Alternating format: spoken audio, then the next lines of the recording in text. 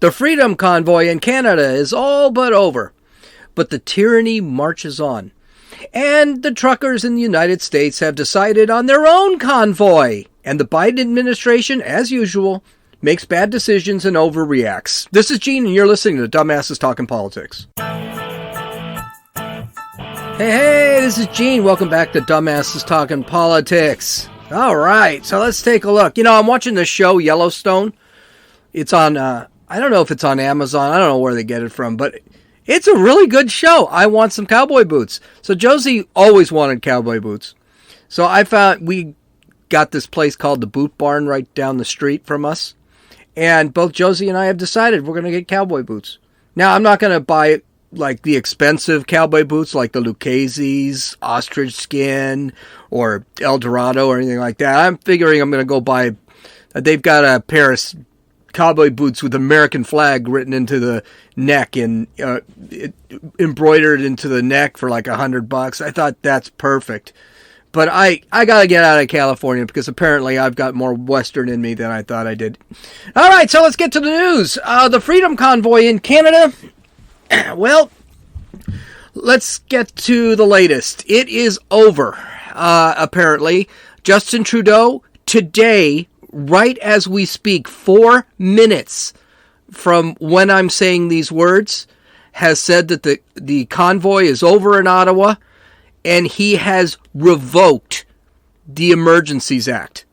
Now, I tell you, sometimes you go through this stuff, and the opposite happens right in the middle of the podcast, so we'll have to include that here. But that's okay. So let's go over what's been happening. So this past weekend, needless to say, Canada said that's enough. He implemented that emergency act. Over 200 protesters have been arrested. That includes protest organizers, the protesters, and even press. Some press were actually arrested. As of right now, a lot of these protesters Canada is doing pretty much what the United States did. A lot of these protesters aren't given bail.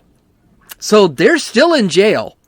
And by the way, for a peaceful protest with no real laws broken, to be honest with you, blocking traffic is more of an infraction than a misdemeanor. You've got to wonder, why do these people not get bail themselves out and then face the courts? Well, I think we all know why, because they hate them. Over 200 bank and cryptocurrency accounts, which total about $5 million were frozen. That included the account of a woman who was working a minimum wage job, has kids, single mother, has kids. She donated $50 to the truckers, and they closed her account. They actually locked her account out. Now, I think we're going to get to why he revoked this, because this was a different story than what he said on Monday. This is a very different story he said on Monday. He said he was going to continue it on. And Parliament actually gave him the ability to keep this emergency act going. But this was one of those stories that I think forced Justin Trudeau to revoke this act. It's not popular. His polls are sinking like crazy. And now the government is trying to get, these banks are actually trying to open up these accounts again. So continuing, 75 trucks have been cleared from the roads. So they towed all the trucks. And now the governor of Ottawa wants the government to take those trucks, sell them, and then use the money to pay for the protests, to pay for the law enforcement of the protests. Pretty ugly stuff. I mean, wow, it's not just Justin Trudeau that's the tyrant up there. They were also confiscating pets and children. And Trudeau had said it himself. Those pets will be euthanized. Wow. Most of the protesters left peacefully. That's why there were only 200 arrests. They didn't cause fights. The protesters that were arrested peacefully, Can't say that about the police officers. A lot of videos circulating out there with police officers beating the crap out of people, including a woman who got run over by a horse, or by several horses, and is still in the hospital with injuries. As a matter of fact, this was a huge problem for the police. This is a huge problem for the police because now they're doing investigations into a lot of these videos. This is the beauty of today's age. We have video now. And people are recording things. So we see what happens. We saw the 90-year-old man get roughed up by the policeman because he honked his horns at the protest because he supported the protest. We've seen footage of the woman being stomped on. Actually, there were two people that were being stomped on by the horses. We saw all that. We saw the man who just put up his hands and then the police just threw him to the ground and started beating the crap out of him. We see all that. By the way, that man wasn't white before we get wild and crazy. We're seeing this. The police in Canada and a lot of the protesters had said, no, this for the most part, the police have been very supportive. The police have been very friendly. A lot of those that there are also pictures of those that were being arrested that were shaking the hands with the police. So it's not all the police, but they do look like a Star Wars villain parade. The March of the Stormtroopers. They really do look pretty bad. The police do. By the way, what would happen if we had any of those videos shown here? And it'd be a national story. It's not even talked about here. We'll go into why the media is not even touching this whole thing, because they don't want to touch it. There were protesters supposedly found with guns and grenades, but they were very few, and none of that's really been confirmed. Though there's also absolutely no video of protesters attacking police. And nobody who was arrested has been arrested for battery against an officer, that I know of anyway. Now, the problem that Trudeau had, and this is why he revoked the... Let's not kill something. He didn't implement this because he thought he couldn't handle these protests, or there weren't laws on the books to handle these protests. No, he did this because he is a tyrant. That does not change.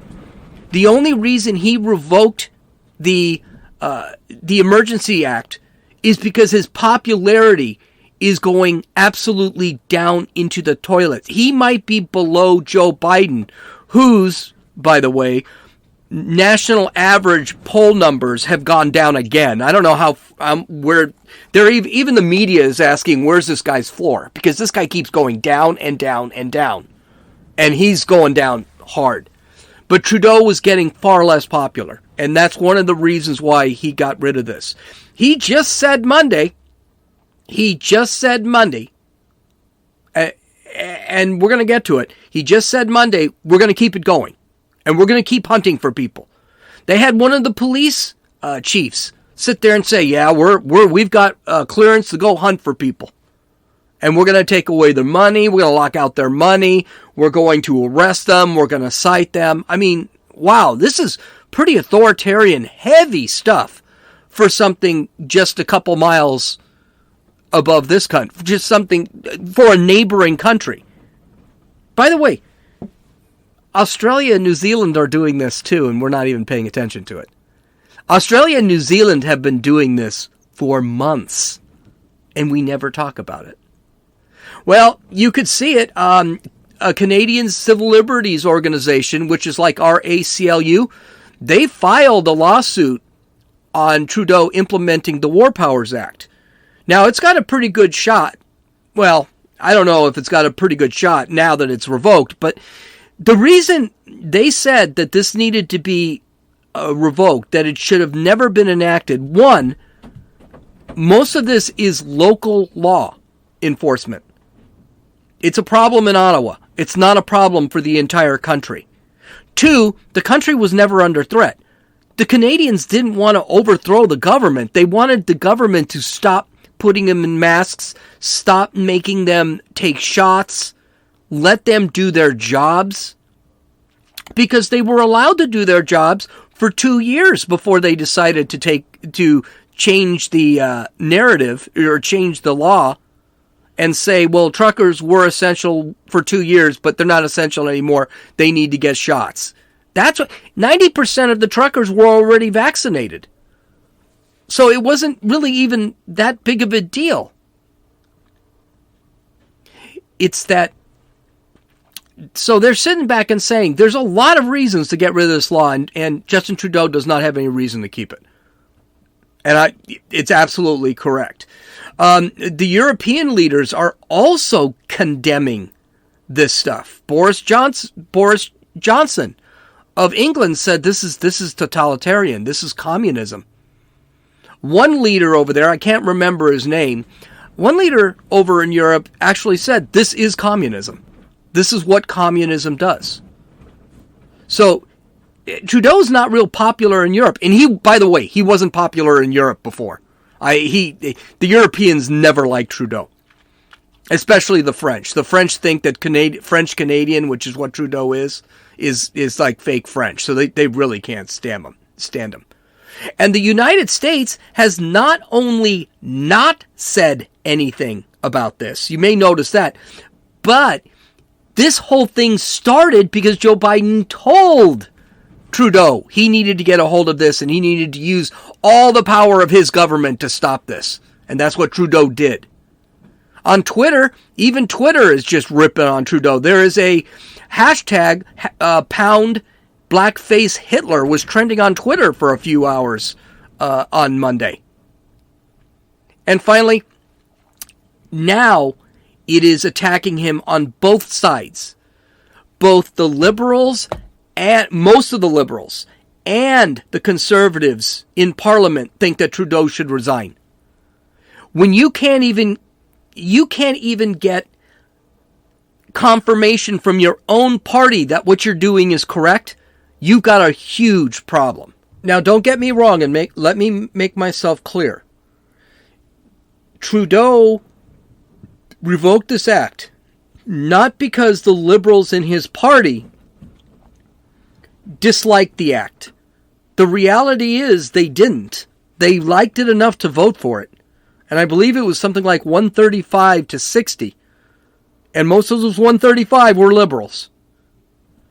So now that it has become very unpopular in Canada, now that they're facing lawsuits, Trudeau is going to take all the blame for this. There's no question about it.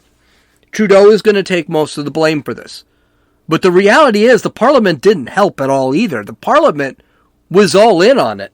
And we're going to listen to one of those gals in the Parliament right now, actually. Let's listen to this. This is a gal in Parliament. Her name is Yara Sachs. Yara, I guess it is. She's a Canadian politician in Parliament, and she had a really just angry take on this whole thing. Listen. I, like many Canadians, were shocked to see Nazi flags, Confederate flags, dismayed and angry and hurt, horribly hurt. So how many Nazi flags does it take? How many donors from the Capitol riots, it's 1,100 and counting, who have donated to these illegal blockades? How many guns need to be seized? How much vitriol do we have to see of honk honk, which is an acronym for Hail Hitler, do we need to see by these protesters on social media? Mm-hmm. This stuff is so tired. It's so old. I understand why they did it in the past because it was effective. All you had to do is call someone a racist and they backed down real quick. The stuff is not really all that effective anymore. You keep calling everyone who doesn't agree with you a Nazi or a white supremacist or whatever. Stuff just doesn't work anymore. It may work for her base. I mean, obviously she's a leftist. It may work for her base, but it doesn't work for anyone else. And these words, they have very little meaning anymore. And and they overuse them, and they continue to overuse them. Now, again, there are a bunch of things here that she said that just aren't correct. Like, weapons. There are weapons. Like, everyone over there is carrying an AK-47. There were weapons seized because you've got bad apples in every crowd. And you're not talking about a small crowd. There was a belief that there were probably 10% of the population in Ottawa was participating in this thing in one way or another. This is not we're there.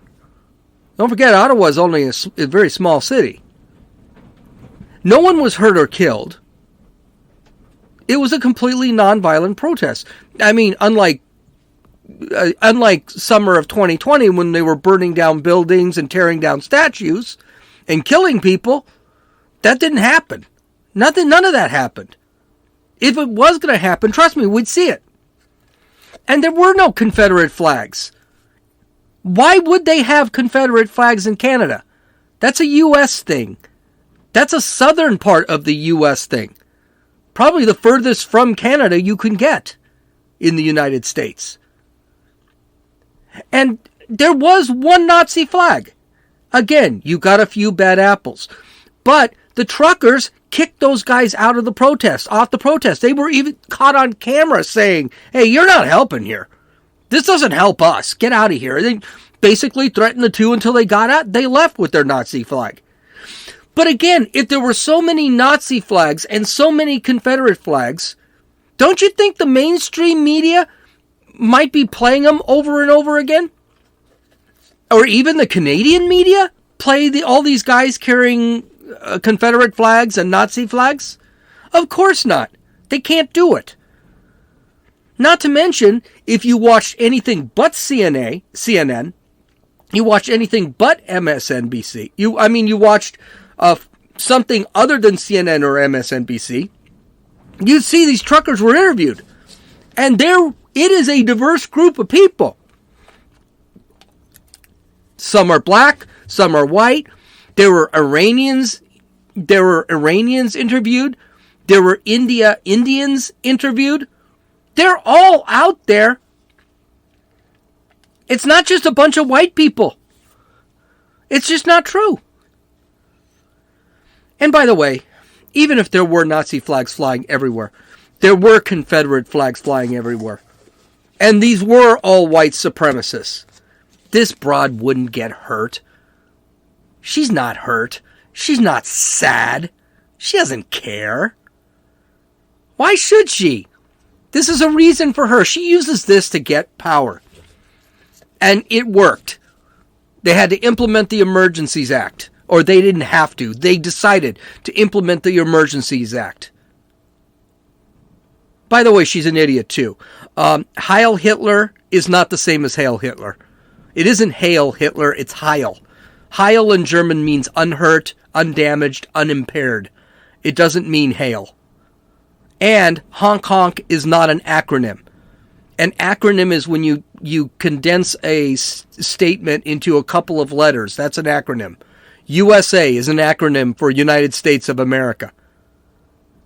I think the word she's searching for is metaphor or simile. You know, all these people are supposed to be lawyers. You think they'd know some of the basics of English and how English works. Now, there's another story that's really disturbing. And this story comes out of the United States. And it's concerning Justin Trudeau's Emergency Powers Act. This is according to the Daily Wire. A majority of likely Democratic voters support Canadian Prime Minister Justin Trudeau's use of the emergency powers to crack down on the Freedom Convoy protests last week. A new poll from, here I go, Trafalgar,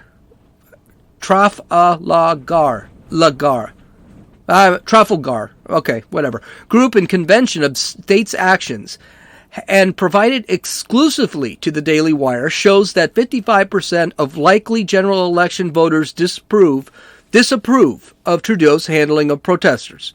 35% approve of Trudeau's heavy-handed tactics, and 10% said they were unaware of what was happening north of the U.S. border. Now, first off, I do want to point out, 55 to 35, that seems like kind of a high percentage, right? It's 20 points. Most people don't play. But the question I have is, what are those 35% looking at? They think that's something you like? And 55 seems awful low. 55, for me, that should be in the 70s, 80s maybe. And 10% have no idea what's going on. Come on, guys, learn a book. Read a newspaper or something. Know a little bit about what's happening. Even Josie, who never watches news, the only news she gets is from me. She knew about what was going on in Canada. But it gets worse. Democrats overwhelmingly favored Trudeau's response with 65% approval and 17% disapproval. Republican responses were weighted even more heavily against Trudeau, however, with 87% of likely GOP voters disapproving to just 8% approving. Respondents who said they did not belong to either one of the two main parties cut against Trudeau's crackdown with 74% disapproving versus 21% approving. Now, so 65% of Democrats in this country liked what Justin Trudeau did. Do you wonder why? I don't. I don't wonder why at all. The reason they like what Justin Trudeau is doing is because if that same thing was implemented in the United States, guess who would go after? Anybody who disagrees with him. Because you notice, they didn't implement the Emergencies Act in Canada when BLM was burning down their courthouses in Canada. And yes, BLM did burn things down in Canada. They did riot in Canada. And Justin Trudeau didn't implement the Emergency Act. Would have been more likely necessary during that time. In fact, he walked outside and he talked to the Black Lives Matter folk. So this is all about the people protesting the government's orders, because the government's orders are asinine. I mean, the Emergency Act was the most asinine because pandemic is over. Ottawa actually opened up.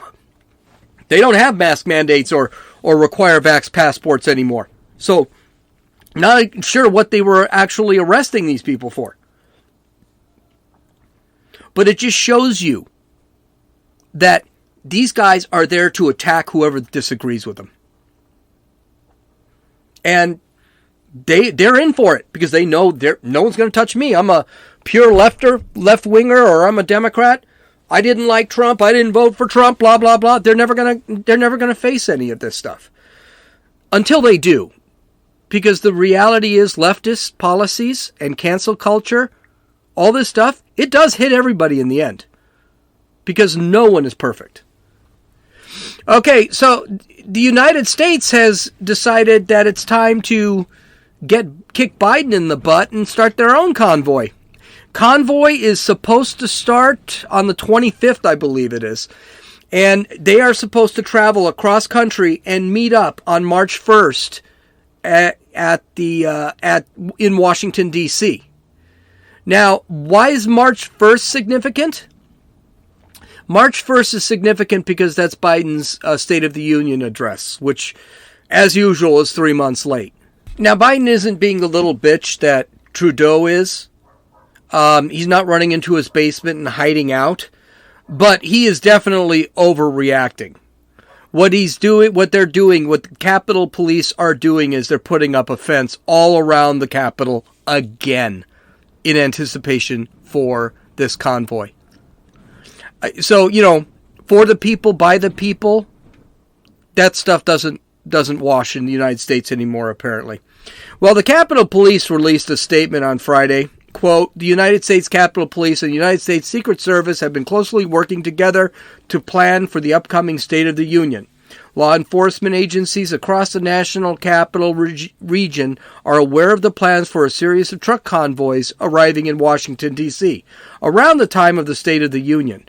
As any demonstration, the USCP will facilitate lawful First Amendment activity. So they do that by making a big fence about a mile from the Capitol building, a mile from the White House, so that no one bothers them.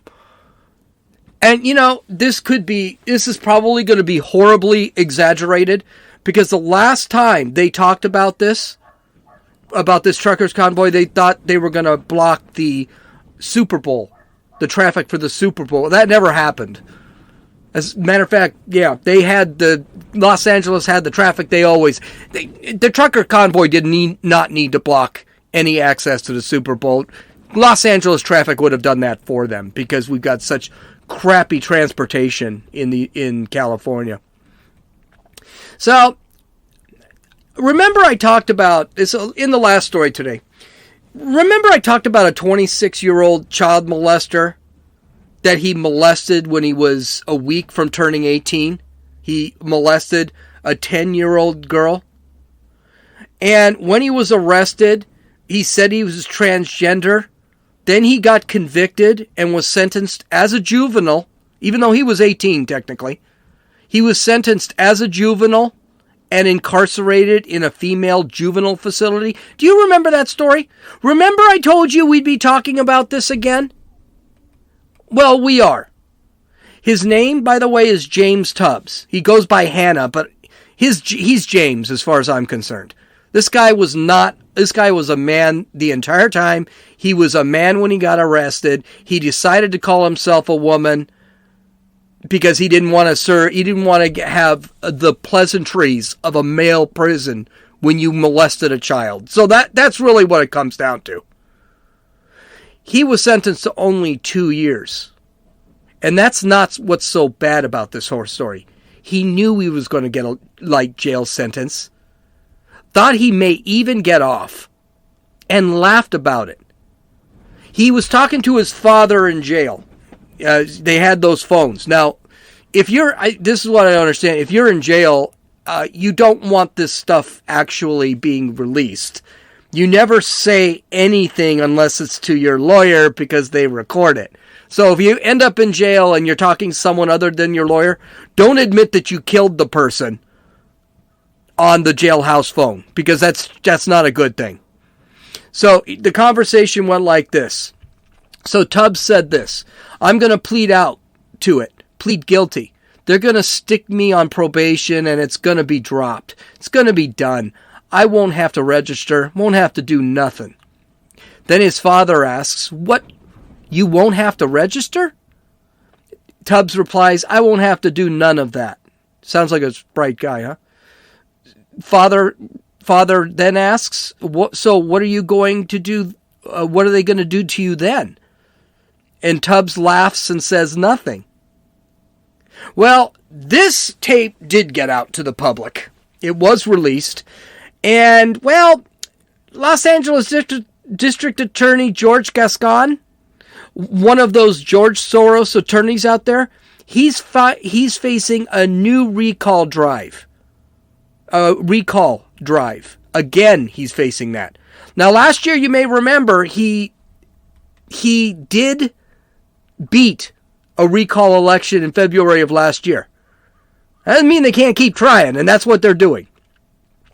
So here's some of the mistakes he made. First off, he sat back and he said he knew nothing about the case.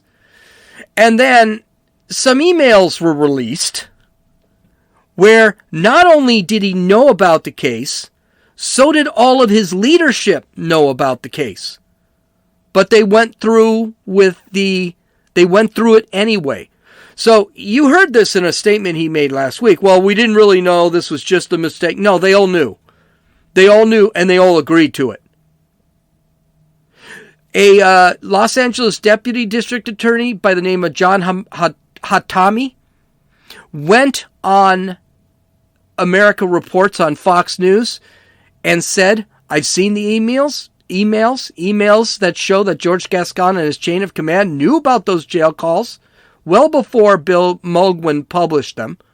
We have a DA who completely lacks any transparency, who's sending a spokesperson on the news to say things that aren't true. So he admitted they all knew about it. This wasn't something new. Over the week, Gascon is getting so much pushback. And he is one of the most liberal DAs out there. I think only Bowden probably beats him. He sat back and announced 2 major changes to his prosecution strategy. He's going to end blanket prohibitions against trying juveniles as adults, and he is going to start seeking life without parole sentences. He had to do some of that.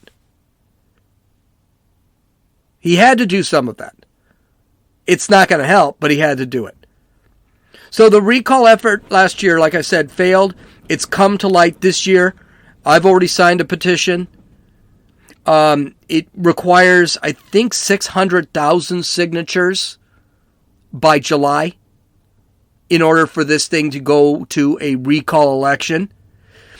Now, last year, they didn't have much of a chance. This year, the recall election looks good because this year, crime is so bad in Los Angeles that it is now supported by Hollywood celebrities and even some Democrats. And worse news for Gascon, his unpopularity with the Association of Deputy District Attorneys for Los Angeles is incredible. A 97.9 disapproval rate with attorneys within his own office. That's really bad. But you know something? There is a part of this story that I do want to read you something. It's kind of unrelated to all of this, but I do want to point it out. This is from the New York Post. Now, remember, the New York Post is not a left-wing newspaper. It's a right-wing newspaper. It's a conservative newspaper. But I'm going to read you just one sentence out of it. The transgender woman convicted of sexually assaulting a 10-year-old girl reportedly boasted about her 2-year sentence as Los Angeles progressive attorney admitted the punishment may have been too lenient. Okay, some things. You might ask yourself, why are they using this dude's preferred pronouns? Why is a conservative newspaper using it? I noticed that on Fox News too. Why are you guys calling them her? Well, first off, as far as the preferred pronouns go, screw it. These people are evil. This man is evil. He belongs in jail, and who gives a damn what he prefers? Who gives a damn what he identifies as? But that's not the point that I'm trying to make. There is no freedom of the press. The reason that the New York Post and Fox News, they use the preferred pronouns is because social media will block them if they don't. If they actually referred to this character as a he, Twitter, Facebook, possibly YouTube, depending on what it's for, they can actually have their stuff banned from them. And one of the reasons New York Post and Fox News is they want the story out there. For me, I always identify whenever I see that it's a he. It's not a she.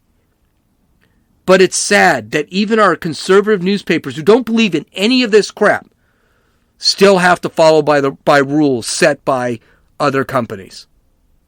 It's just too damn bad. And that's one of the reasons why I subscribe to The Blaze. I subscribe to the Daily Wire.